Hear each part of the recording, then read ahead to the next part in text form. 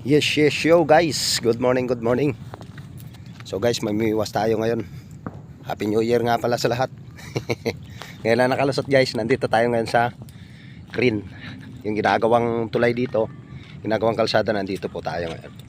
So subukan natin dyan sa area na yan. Dito tayo magtatambay ngayon. Subukan natin dito. Dati nung nakaraan nandun tayo sa kabila dun.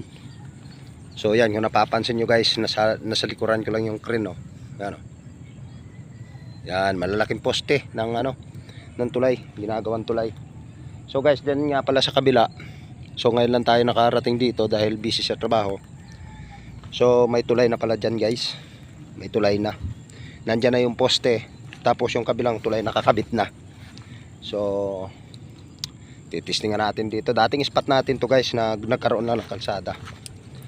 So let's go. Whew, sana makarami tayo.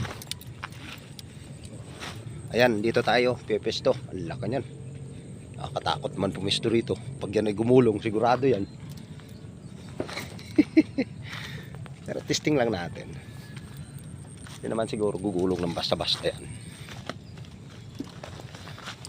Ayan, dito tayo guys. Medyo, kuminsan kasi kumakagat ng malalaki rito eh. Kaya titesting tayo rito. Pag wala, di lipat. Diba? Yun lang kasimple yun. Ganyan ang buhay ng mamimiwas mga lods.